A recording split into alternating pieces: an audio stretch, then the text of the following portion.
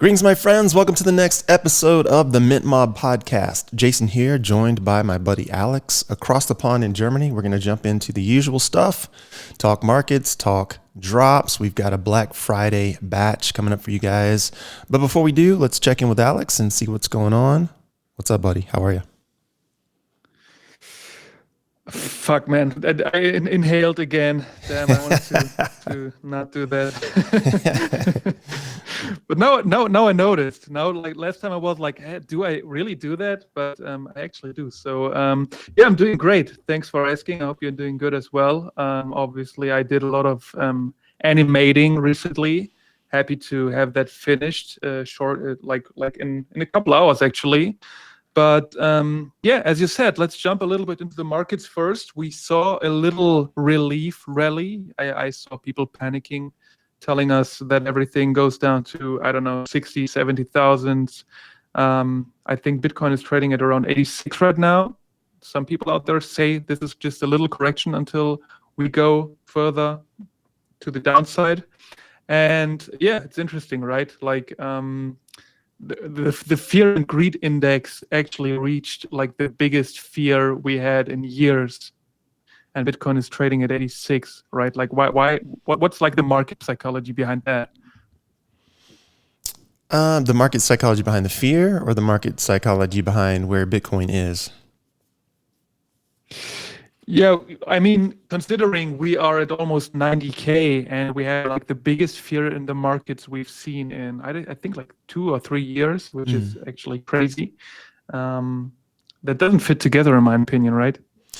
I see what you mean. So like with Bitcoin being as high as it is, you're talking about like the high, it's still pretty high. So why are we so terrified, kind of a thing? Exactly. Yeah, it's a good question. I mean, honestly, what the pullback last time was all the way back down to like 20 something. Like it was pretty crazy, or actually into the teens maybe. I forget. That was like during the FTX meltdown, right? We went all the way back down to like 15,000 for Bitcoin, I think it was. And then Solana went to 8, of course. ETH was at like 800. And yeah, I mean, it's one of those things, man. Like, I think the market keeps drawing in new people, younger people. If you've not seen this, like a market cycle, if you've not seen, assets rising and falling, then, and especially if you're gambling with money that you probably shouldn't be gambling with, it's going to be pretty fearful, pretty frightful. And at the end of the day, like, again, I posted a bunch of stuff last week. I posted, or I talked about this in the spaces. I talked about this on the podcast. Like, if you're a trader, I mean, and you're trying to trade this market, it's not the smartest thing you should do. It's just wait for an opportunity, get in front of the opportunity and just sit there and wait. And I think a lot of people are kind of sucked into this idea that trading is the way forward. So I've especially, like, you see a lot of younger people posting, or they were trading on margin, or they were borrowing money to trade, or they're trading or buying with funds that they should be paying rent with, kind of thing. And, it's kind of sad because obviously the market moves in two directions, and the higher the market goes, the thing that people forget is the more potential you have for a drop. And the lower the market goes, the less potential you have for the drop, right? So the fear and greed index should actually be backwards. And that's why people are always saying, or at least, the Rothschilds quote about, you buy when there's blood in the streets. And then you of course, don't forget the last part. It says that, even if that blood is your own, right? So when you're down and you have a quality asset, you should be buying. And obviously you might be fearful. You might have some psychology against buying a falling asset. But the truth is that's where the money is made, right? As long as the story doesn't change, then you're going to be just fine because the market's going to come back. I think what people forget is the size of the market matters. Like we're in the multiple trillions in terms of size of crypto market right now. Multiple $1 trillion markets don't just disappear. And so if you fall into the mindset of most traders, if you fall into the mindset of crypto Twitter, where everything is bad and the world is going to end because the market pulled back, then it's really hard to escape that fear, that psychology that tells you you're doing something crazy and that you're going to lose all your wealth, right?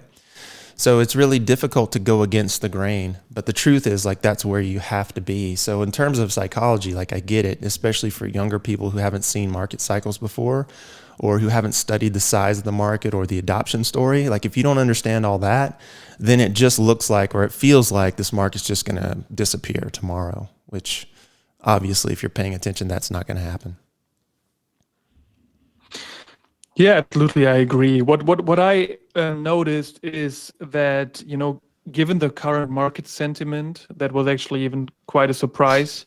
That there are some crypto pre-sales are kind of heating up. Several new token offerings with so-called "quote unquote" strong tokenomics are trending. I think you also mentioned the token that you looked into recently. Do you feel like this is a good market condition to try to come up with something new and get some attention with that? I'm really sort of anti the market conditions argument, because to me that's an excuse. Like, when we do something with Goodfellas, the market's going to do what the market's going to do. So I can't control that. All I can control is what I do. And if we don't sell out, because of market conditions, who gives a fuck? Like, it doesn't matter. Now, if you're doing an IPO type situation, which is what I think you're talking about, Monad, like Monad was doing this initial ICO thing, initial coin offering thing, and they did it in partnership with Coinbase, and they were oversubscribed. I think they had 150 or 100 and I forget, 100 and some odd million. It was like 117 or 120 million tokens on offer. And, or maybe it was 150, I can't remember. Anyway, when I looked at the subscription status of the buys were oversubscribed. So they were oversubscribed by many millions of tokens. I forget the exact number. And all of this was during this quote unquote crash that we're experiencing. And the truth is, like, if you're doing something truly innovative, if you're doing something that people can gravitate towards, if you're doing something that's going to catch the eye of a investor or that has real value, the market conditions are irrelevant. Because the truth is, like, people with money still have money even in a down market. And they didn't get that money by buying stupid shit, right? So at the end of the day, like, if you look at something like Monad, like, maybe the market's down, or maybe the sentiment's bad, and maybe they don't sell as much, or maybe it doesn't pop as hard, or maybe it moves slower off the bottom. But the truth is, like, if you're an investor, all these are good things, because it allows the token to solidify support at a certain level, and then it allows the technology to be delivered, and it allows the story to unfold, and you'll see more and more interest come into that, provided they are marketing their technology and their token and their chain in a positive way. Starting with a partnership with Coinbase is pretty solid. I mean, Coinbase is like the biggest, exchange in the US. I know they have a global footprint as well. But, if you're on Coinbase, you're getting probably maximum exposure, because Coinbase does a really good job of, like, notifying you inside the app. Like, hey, this is happening today. This is happening tomorrow. Like, I knew about this token sale a week in advance. So I was thinking about it that whole week. I was like, do I want to do this? Do I not want to do this? Blah, blah, blah. So they've already done a good job of creating the right partner, being with the right partner. And so at the end of the day, the market condition, in my opinion, for something like this, I mean, maybe it, like I said, like, maybe it doesn't pop immediately or initially as hard as everybody thought it should.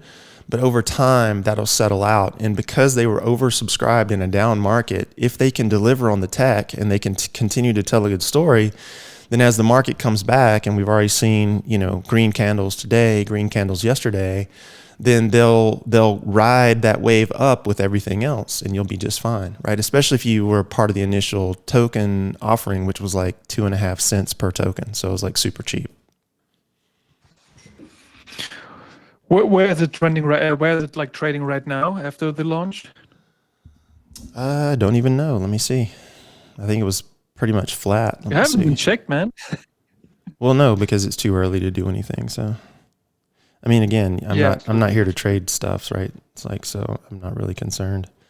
But let's see.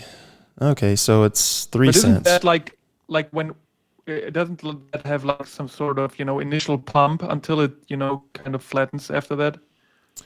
I mean, usually there's an initial pump, but it's not. I mean, it can be significant or not depending on the circumstances, right? Mm-hmm. And so this one right now is up. Let's see, it's up from my buy like 25%. But I mean, I wouldn't sell Mm. right now anyway. So, I mean, again, if I look at ETH level twos, which is kind of what this is, like what are some of the worst ones? Like Polygon's one of the worst ones, right? It's like 17 cents, So even if it just does as Mm-hmm. bad as Polygon, I mean, that's like what is that? Let's see, 10, that's like a 15, that's like a 15x, So I'll take that. So even if it does as bad as Polygon has done over the last ever how long, I'll take a 15x, I'll pocket that money, no problem. Right. So, and that's probably not going to happen today. So I'm not too concerned with it, but I'll keep an eye on it over the next few weeks and months and see what happens. And I'll pull my initial investment out when it makes sense, and I'll let the rest of it ride. That way I'm playing with house money and I don't have to worry about it. Right. But the cool thing about this is it's Coinbase's first ever ICO offering to the public. So, you don't have to be a VC in Northern California, Silicon Valley, to be invited into a room and have billions of dollars in your bank account to participate in the next Uber, right? There's a ICO right here on your app, and the average person is empowered to take advantage of that. And even if you bought, $10 worth, you still bought like 250 tokens or whatever it is, right? So I mean, you can participate on some meaningful level with a low dollar amount, and this is one of the things that DeFi enables for the average person, not just the elite. So this is one of the beautiful things about the crypto market in and of itself. One thing I'd like to know, because I've never really checked Monad yet, is like the total supply already like circulating? No, it's I think it's a 50 billion supply. 50 billion seems to be like the new 10,000 number, like it was for NFTs or whatever. So I think 50 billion is the total supply, and 7.5% might have gone to Coinbase. I'm not sure, how the distribution is going to work. Not super concerned about all that, again, because I'm not looking to hold this for the rest of my life. I don't think it's the answer to all humanity's problems. I'm just looking for a decent trade. And so if that happens, or a decent swing trade. So if that happens, I'll swing trade, like I said, for profit. I'm already in the green right now, so I'm not worried about it. You just mentioned all humanity problems. Have you ever heard about WorldCoin? WorldCoin, I have heard of it, but I don't know anything about it. I just saw news that it was kind of rebranded to World only, and I read that Sam Altman was kind of like one of the founders. I'm not sure if like the information I found was like legit, but I saw that it kind of focuses on digital identity infrastructure and tying biometric verification and all that stuff to it. So actually pretty interesting, but I when I read that for the very first time, I felt like this is actually what NFTs should do, right?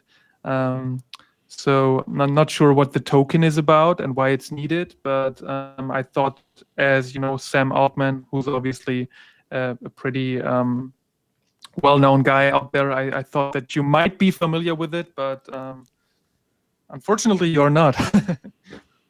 No, I mean, I know of it, but I don't know what it's all about. So you would have to educate me on that. I mean, a lot of these sort of token schemes are just ridiculous. I mean, they're well, maybe ridiculous is the wrong word. Like, they're sort of wishful thinking. A lot of these schemes are. So, I mean, some of them aren't worth taking seriously.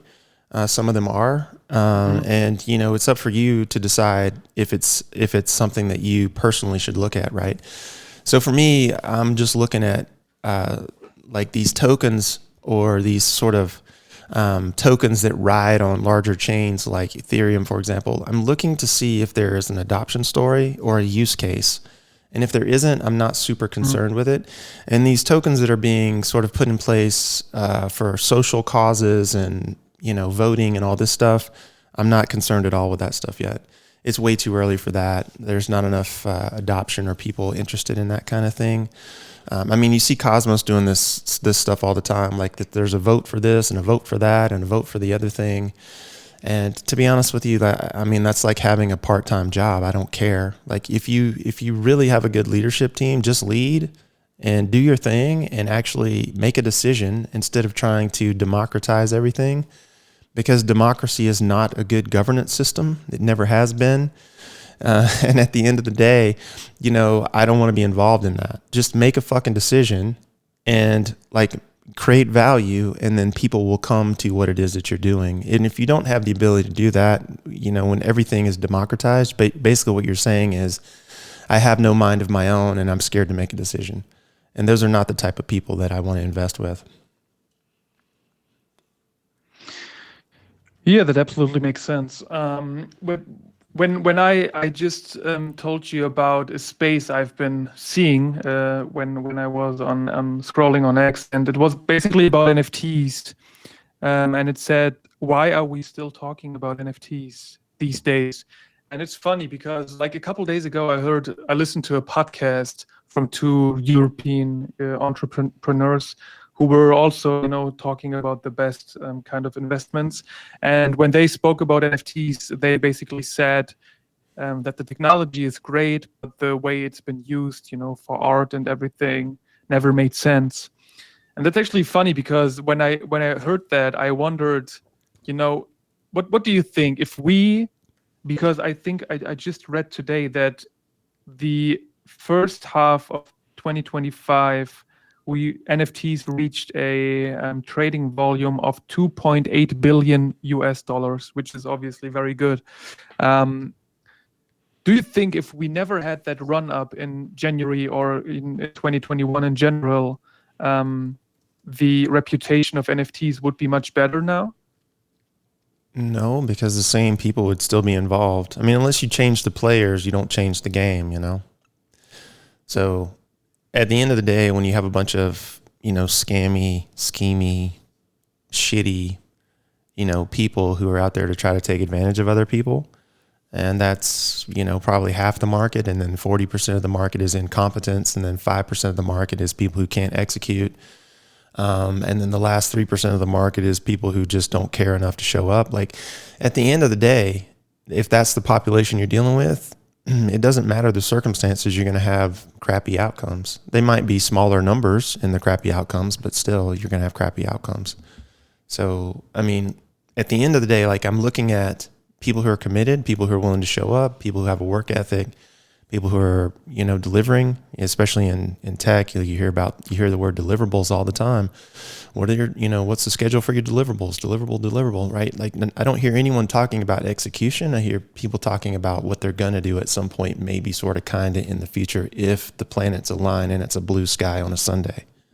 No, fuck you and fuck that. Like if you're going to do the thing and stop making excuses. And unfortunately, regardless of the run up, whether it was a run up or run down, if the people who are, running, again, and I'm using this term loosely, projects and calling themselves, and again, I'm using this term loosely, a founder, are not able to deliver and execute, then nothing matters. Yeah, I get that. But what do you think needs to happen so people, whenever you hear people who are not familiar with NFTs speak about NFTs, all they say is, yeah, those were the monkeys worth $1 million and now they're worth a couple $1,000. So do you think that is ever going to fade away? Or do you think, we need to have some sort of other or new utility, or just keep doing what we do until people will finally realize that the market makes sense in the end and was not only, monkeys who were expensive and the fake hype and all that stuff? I think people need to realize why things happen and understand that everything has nuance. There was a reason that the Bored Apes were selling for what they were selling for. There was a big reason for that. And part of the reason was you had celebrities using Bored Apes as their profile pics in their social media accounts. And everybody in, this sort of modern era that we're living in, rather than providing value to the world and figuring out how they can be useful, they want to be famous. And so there's a big part of like Me Too and this sort of, riding other people's coattails that we experienced in that era, where people who had no real value proposition, no claim to fame, no association with production could align themselves with celebrities by owning a thing just because a celebrity owned a thing. And if you were early enough with ETH, and you were early enough with Bitcoin, or whatever the case may be, and you were sitting on 1,000 ETH, or, you're sitting on, 50 Bitcoin, or whatever the case may be, you could blow $500,000 on a Bored Ape, and it didn't matter, right? And so that's never going away. I mean, just look at TV shows like the Kardashians and all this kind of nonsense. Like, these people who are famous for being famous are that way because there are people in the world who actually think these people have life figured out, and that they haven't been scammed into wasting their life in front of a television screen watching these morons do moronic things and blow money on dumb shit, So like, at the end of the day, I don't see human psychology around that ever changing. People are always going to want status. This is what X is about, and Facebook and Instagram, and pick your favorite platform. How many followers do you have? How many interactions? How many this? How many that? It's all a status game. That's all it is. And so if you can, declare your status to the world by buying something that Snoop Dogg, owns, or that, Jimmy Fallon owns, or, being I've got 100,000 Twitter followers, or I've got 1 million Twitter followers, whatever. Like, if you can assign some sort of status to your life by being associated with that, by having that, that's never going away, right? That's shortcutting your value proposition. So, I mean, in the real world, a man or woman who wants to be of service to the community has to go into the community and actually do something. We moved into an era where you don't necessarily have to do anything. Like, you can buy a bunch of followers, or you can put in the work initially, like the Kardashians did, and be famous for being famous. Like, Kim Kardashian was Paris Hilton's closet organizer, and so she followed Paris Hilton's sort of playbook in becoming famous, like with the sex tape. And then Kim Kardashian had a sex tape, and they all did this whole nonsense where they just kind of followed each other into this realm of stupidity, but it paid off, And now her sisters, can have $1 billion, makeup line or fashion line, or whatever the case may be, right? But this is all predicated on perceived value. Like, for whatever reason, young women and stupid adults think that these people have life figured out. And the reality is they're just running a business. And that business is they're selling attention that they garner from the populace to advertisers, and they're cashing in big time. And it's no different in NFTs. It's no different in your local coffee shop. Like, whatever the value proposition is, there is a return on that value proposition. And if you go into entertainment, then the value proposition that you create is highly, highly leveraged, right? Like, you can make one movie and it costs you $150 million, but then you sell it to the entire globe at $15 a ticket, for the next 6 weeks, and you make $1 billion on that, right? So then you wonder, like, well, why did these actors make so much money? Well, they made so much money because they were able to draw in that much money, and there was enough left to go around. Same thing with athletes. It's entertainment leveraged over time. It's true in music. It's true in movies. It's true in radio. Anything that is tracked and put into the marketplace, in other words, created once and then levered to the marketplace many, many, many times over, that's a highly leveraged industry. And there's nothing special about the people. It's just that they're participating in an industry that pays them many times over for work they do once, right? So if I'm AC/DC and I write "You Shook Me All Night Long" in 1982 or whatever it was, and it gets airplay on the radio every day on 10,000 radio stations 5 times a day for the next 50 years, and I get paid even a nickel every time it plays, then I'm going to do all right. My mortgage is going to be covered. You know what I mean?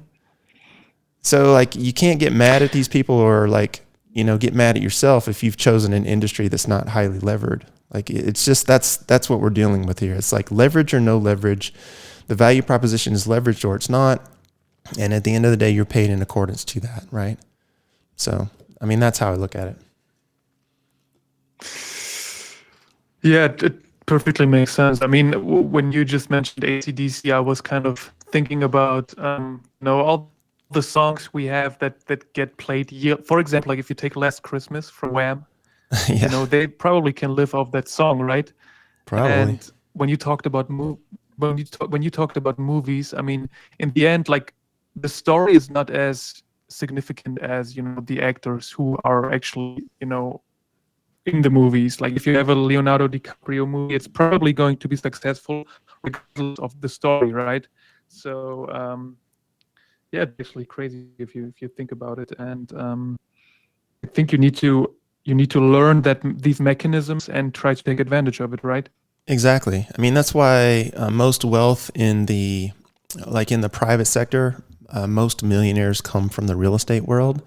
It's not because these people are special. It's because they're participating in a highly leveraged industry. Like they can borrow, 95% of the value of a property and only put 5% of their own money in and then rent that out and then go to the next property, do the same thing. Right. So like it just, when you're talking about making money, it's not about the value that you think you're providing. It's about the value that you actually provide to the real world as measured in monetary terms, right? So like for me, when I look at the Kardashians, they have zero value. I don't watch them. I don't like them. I don't care for them. I think they've miseducated a whole generation of young women, right? But when I look at the numbers, they sell lots of makeup, clothes, advertising. So the truth is the value that they've provided to other businesses is off the charts, which is why they're all wealthy, right? To me, it's zero. To other businesses, it's billions. And that's why they make what they make, right? Same thing with Avatar or whatever, fantastic movie comes out next, Star Wars or whatever the case may be. Like George Lucas made more money off action figures than he did off Star Wars, right? Because he was smart enough to hold on to those rights because he felt like if this thing hits, then perhaps there's a market there taking advantage of like that toy craze that was happening in like the late 70s, early 80s, right? And so at the end of the day, like all of these highly leveraged things, like when you have a reputation for creating incredible things, like again, around IP, intellectual property, whether it's Star Wars or Goodfellas NFTs or whatever the thing is, like the hardest part is building your reputation for the value of the IP, which is why you never want to devalue what you're creating. And so this is like the big problem in the NFT market is everybody devalues what they create with giveaways and free shit. If that's your model, you're never going to get anywhere because you're just signaling to the market that you can't sell and you have no value. So the last thing you want to do is that. And then once that reputation is established and you've got somewhat of a following, it doesn't even have to be that big of a following. It just has to be like a following that's dedicated toward whatever your mission is. Then you can take that to, an action figure manufacturer or a comic book maker or a storyteller. And you can say, listen, I have this many people who really enjoy this story or this product. What can we do together that we can both make money on? And then you can have a negotiation about, okay, well, we're going to create this comic or we're going to create this toy line or whatever. And you can have X percentage of it, but I'm keeping the IP, right? And you can negotiate that. And that's all that's happening on a large scale when it comes to storytelling around film, television, movies, that sort of thing. So, when we look at what we're doing here in the NFT world and people talk about, I heard this on the OG Triple podcast the other day, they were talking about like NFT projects that could overtake Disney. And I'm like, mic request.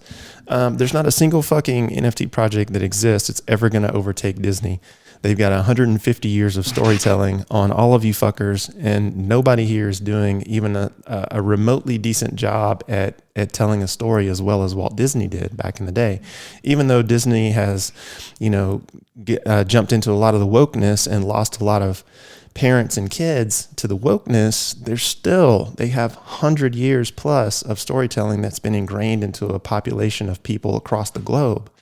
Right. So imagine that. Right. So we have to think past oh, well, 6 months out, we're going to do this. A year out, we're going to do that. No, we have to think in terms of decades, in terms of multiple decades. Like, how can we get the story out over time and continue to grow and build and leverage what we're creating? And there's not a single project that I'm aware of that's even close to, touching that level yet. Now, that doesn't mean that it won't happen, but just we're not there yet. Like, we're still in the infancy of this thing, and there's a lot of potential. And we'll see what people do. Again, like, can people execute? Can people create? That's the big question. What did you mean when you said that Disney lost people to wokeness? Did you mean like the shitstorm they got with Snow White and The Little Mermaid and all that stuff? Yeah, I mean, there's a push right now in the Western world towards self-hatred, and I don't know why this. Well, I do know why this is. I mean, like academia and school has miseducated entire generations of kids to hate themselves, especially if they're white. Like, if you're a white kid, you're supposed to feel less than, you're supposed to feel guilty, you're supposed to feel all these things for all of these reasons that you had nothing to do with and that have existed since the dawn of time, right? Whether it's slavery or whether it's white privilege or whether it's, this ism or that ism, there's a big push towards self-hatred. And so this is what's happening in the Western world, and what was happening severely under like the Biden administration was a big push toward this. So you saw Disney, who does literally children's animations and stories, start telling stories about gay people and this and that and the other thing. Like, even in one of the Star Wars episodes, they started inserting like the pronoun game, right? Like, there was a Jedi who was referred to as they, them instead of he or she, right? And so parents started picking up on this, and they're like, we don't want our kids indoctrinated with this bullshit. If you want to have that agenda, then keep your agenda, to yourself and tell that story privately, but don't educate my kid to think that there's 15 genders, or don't educate my kid about sexuality, be it homosexual or heterosexual. Like, they're kids. We just want to tell them a good story. And Disney completely fell prey to this. They did this in the comics that they own now because they bought Marvel. They made all of the white characters black or Asian. They did this a few years ago. There was an Asian Hulk, and there was like Captain America is constantly being turned from this skinny little white guy who took a serum to become a super soldier to Falcon, who is a black character. It's like, well, just make Falcon a black character because that's who he is, and tell a good story around Falcon. Stop trying to make Falcon Captain America and vice versa, right? And it's so lazy because there's so many great stories you can tell around black characters. There's so many great black historical figures. But rather than actually learning history and telling great stories around black people, these lazy writers just turn traditional white characters black or Asian or female or whatever the case may be. Female is the one right now. Like, if you watch a show like especially in the UK, oh my God, it's so bad. Like, we watch a lot of UK crime shows, and all the bosses are female. All of the male characters are inept or sort of weak. They're silly. They're used as comic relief or stupidity. So like there's this huge push like against male, against white, against Western culture. You can sing all day long your Muslim songs, but if you show up in counter protest and you sing your patriotic song in the UK, you get arrested. The UK actually arrests on average 30 people per day for social media posts. And this is fucking crazy. Like, this is like Nazi shit. And people call conservatives Nazis. But they're, like these, the left wokeisms are actually the ones who are anti-everything, anti-freedom, anti-free speech. Don't say this, don't say that, don't hurt your feelings, blah, blah, blah. I'm a victim. The world should line up and meet my needs. That's not the way the world works. And, like the whole empathy thing with Elon Musk, like people took the comment of him saying that, empathy can be weaponized against you. They turned it into him saying that empathy was a bad thing, and then they forgot the whole context where he was saying, if you live in an empathetic society and you invite people into that world and you show them too much kindness and too much generosity, then what you do is you create a situation where you create dependence and you create basically the ability for your own society to be destroyed by people coming in who don't share your values, right? Which is a huge nuanced sort of a thing, right? And it's a whole different philosophy. It's not saying that empathy is bad. It's saying that anything taken to an extreme is bad.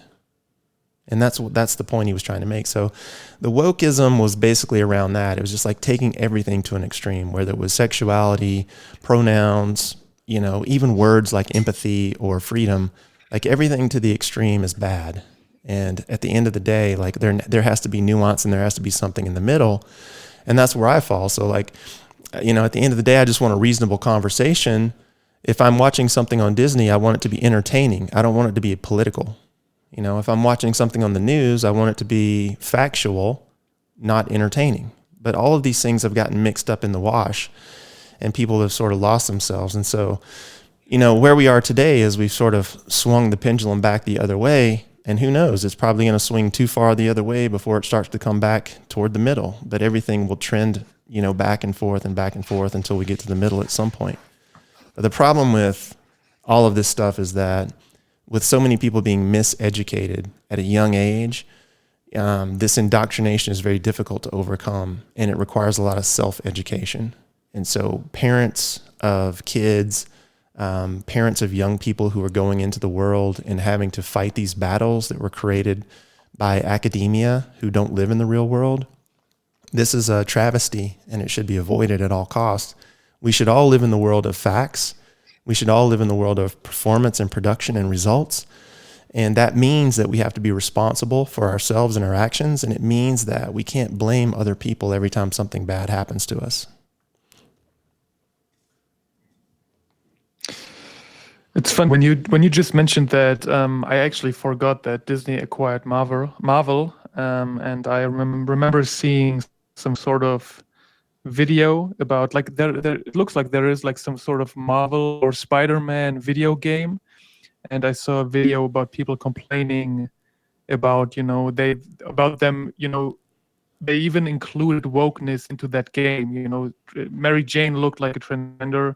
Out of nowhere they kind of included a gay couple, which was not relevant to the story at all. But I feel like with the amount of shitstorms Disney got, it's getting better right now, doesn't it? Well, I think it had to, because they had so much pushback, right? I mean, being a comic collector, there were so many stories around like characters who were converted from male to female, or from white to black, or from white to Asian. It's like, I remember I was in a comic shop one day, and a little kid came in. It just happened to be a little black kid, right? He came into the comic shop, and he was with his mom, and he came up to the counter, and I was just looking through some of the comics, so I happened to hear what he was saying. But he came up to the counter, and he's like, "Hey, can you tell me where the Hulk comics are?" Right? And the comic store owner walks over to where the Hulk comics are, and he pulls out the Hulk, and it was Asian Hulk, right? And the kid looks at the comic. The black kid looks at Asian Hulk and goes, "That's not Hulk, show me Hulk," right? And the store owner was trying to explain to the kid that, Marvel had done this switcheroo where, they're telling Asian Hulk story now, right? And the kid is like, "Are you fucking kidding me?" And the mom is just sitting there going, "What in the world is going on?" Right? Like, people are just fed up with this dumb shit.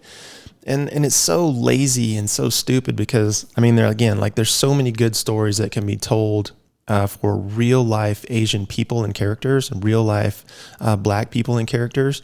To think that you have to like steal the legacy of a white character or a white female character to create a black or a Asian character is fucking lazy. I mean, there's so many beautiful stories that you could tell. And if I were, black or Asian, I'd be offended by the fact that they thought that they had to take my culture and like graft it onto like a white character. I'd be like, no, like, tell my story from one of my people's perspectives, And so they did get some pushback, but I think really what it was the culmination of pushback over a long period of years, because this lasted, I think, for, like, in the comic world, it lasted a good 5 or 6 years, this nonsense, right? And I was like, look, I'm just not buying this stuff. And when comic sales started to tank, and when people started to dump subscriptions, of course, people voted with their dollars, and then they had to sort of, temper it a little bit. But it's still in there. They've still woven it in there over the years. Like the most recent, like the Jedi story I told you, that came out this past year, right? So they were telling the they, them pronoun story on Disney, this past year. Yeah, crazy. But I think, from the idea to the publishing, that probably, it takes a while. But yeah, I get that. Absolutely. Yeah, let's hope they do better in the future. And let's speak a little bit about NFTs now. Obviously, we have something planned for Black Friday, which is in, what day is today? Monday, which is in 4 days. Mm-hmm. And we have our Black Friday batch coming up. Which is the first batch after the Sirens that we have. And the first batch, when was the last, I think last time we spoke about it, the last mail drop was back in 2024, right? Yeah, we haven't done one in 25. So yeah, it's been a minute. So it's going to be the first mail batch we have this year and probably the last of 2025. And as always, we will have a full family included in the batch of 100. We will have 1 underboss, 1 consigliere, 5 capos, 1 hitman, and 1 of 1. And yeah, as you guys know, all the pieces will be animated. We've seen some sneak peeks already on X. The animations are going to be there is a wide range of animations. There will be pieces with little animations. There will be pieces with more complex animations. There will actually be 4 pieces that have no hand trait in the first frame, so in the still image, and you will basically see the video, the animation create a hand trait for them. So these 4 pieces are special, of course, plus the 1 of 1 we have. So we will have 5 pieces in total that are definitely, when it comes to rarity, do you say more rare or rarer? You could say either. To me. Either way is fine. Okay. Yeah. So yeah, 5 special pieces included, and yeah, I'm looking forward to that drop. I mean, many of the holders have played with animations already, and I've seen very, very good animations out there from people who created them, and I think animations give kind of a new view to a piece, and you can see it from a different angle. I think it adds a lot of fun, and yeah, I've been looking forward to that batch for quite some time now, and yeah, couldn't be more excited. As you guys know, people who have October pieces will get the batch pieces discounted, so you will get a piece for 0.05 Sol. And yeah, if you haven't checked the post from Jason yet, you should be able to see your wallet in there. And the amount of discounted mints you get. So yeah, but Jason, maybe we should somehow attach that list somewhere, or make it accessible to people so they can refresh their memories, right? Yeah, I mean it's already posted in the announcements, 3 or 4 up, but feel free to grab that image and repost it. Absolutely. Yeah, so we will be live on Friday at our usual mint time, 6 p.m. UTC. We'll go live during Spaces. Let's see who gets the special pieces. There's actually one piece that is my probably favorite of them all. I'm going to reveal that after the mint. And yeah, let's see how this goes. It's been a while since we had a batch, and yeah, nothing more to add, to be honest. This is all the information I got. So I hope you guys show up. Hope you guys have fun with the mint. And yeah, this is going to be the last mint before we go into our special little October series that we will have towards the end of December with 7 unique mints from different artists. And yeah, maybe you want to say a few words about that? About the mint specifically? Yeah, like we Oh, have you mean we the? Oh, have I'm sorry. we Yeah, kind of team you mean the last week? Yeah, yeah. the exactly the mint we teamed up with Maria. Yeah, for sure. So that last week of the year where everybody's kind of hanging out, you've done the family thing, or maybe the family's still around the house, but everybody's kind of in a holding pattern, after Christmas, between Christmas and New Year's, there's that 1 week, right? And so what we're planning on doing is doing a 7-day drop, a 7-day series of drops that lead up to the first of the year. They basically talk about renewal, right? So this isn't about elves and Santa Claus and snowmen. Much like the October drops, where some of them were a little campy, but most of them were highly meaningful. We want to make this more of an exclusive drop to 7 creators, or from 7 creators that myself, Alex, and Maria are going to hand pick, and each one leading up is going to deal with a concept leading up to the idea of renewal and starting that new year. Because obviously that's, like there's nothing wrong with starting, your new program or your new whatever at any point, but that sort of way of marking time, that new year, that sort of starting fresh, it gives everyone that feeling that, there's always new opportunity around the corner. And so we kind of want to lead up and highlight that. And so we're going to pick 7 topics that lead up to that with 7 different artists, and we'll have those drops, and that will close out the year basically for Goodfellas. So yeah, I'm pretty stoked about that. Definitely going to be more exclusive than the previous one, and definitely going to be something that high quality collectors are drawn to, and you definitely won't want to miss it. Yeah, absolutely. I love the theme we have for that series at the end of the year. I hope we can recreate the energy we had with the October series. I mean, I loved when we all got together every night or every evening or whatever time it was for anyone.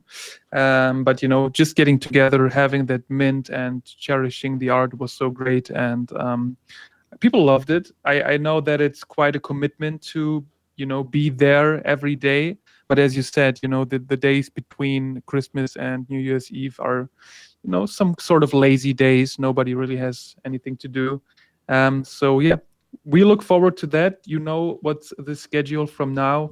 Black Friday batch coming up soon, in a couple of days actually, and then we will have the big series towards the end of the year. We need to come up with a good name. Do we have one yet? No, we don't, right? For the batch or for the last No. week? Are you listening to what I say? Yeah. for the final series. The batch is obviously the Black Friday batch. Yeah. That's why I was confused. Yeah, we definitely have to come up with something cool. I've been chatting with Maria behind the scenes, and who knows? Maybe we'll have to get Grok help us name it or something. But we'll come up with something cool for that last week. But nothing has been set in stone as of yet. And obviously, as we get closer and closer to that, we'll have something for you. But we'll definitely lead way up to that. And the cool thing is, like, December for me is probably one of the coolest times of the year. I just love it. I love the spirit that everyone here in the States gets into, because we've got, we have Halloween at the end of October, then we have Thanksgiving at the end of November, then we have Christmas at the end of December, and then going into the first. So, being raised in that sequence of events just leads up to awesomeness. And I love the holidays. So we'll have the first part of December to just kind of chill and, relax and do what we want to do. I'm going to be writing some code, some of the things around the ideas that I mentioned inside the Bosses channel, the non-staking staking for one, and then the collectors creating their own collections, which I think is the right way to go in terms of building your own gallery so that you own and control what you're doing. So I'm going to be writing some code around that, but that'll be all behind the scenes stuff. And then we won't do anything like mint wise until that last week. So save your pennies. They'll go for 0.21 SOL like they always do. So 7 days at 0.21 SOL. And we probably won't do like a contest setting, but there might be some recognition or some bonus given to those, or there'll definitely be some bonus given to those who participate. So just keep an eye out for that, and we'll come up with a name, something cool. Me and Maria, Alex, and Grok together, we'll come up with something. I will not use Grok anytime soon again, man. I've used Grok too much for animation and stuff. But yeah, looking forward to all that. I think this should be it for today. I hope you guys have a great week. For anyone who celebrates, have a great Thanksgiving, and then we will see you guys on Black Friday again. Have a great one. We'll see you. Bye bye. And take care, guys.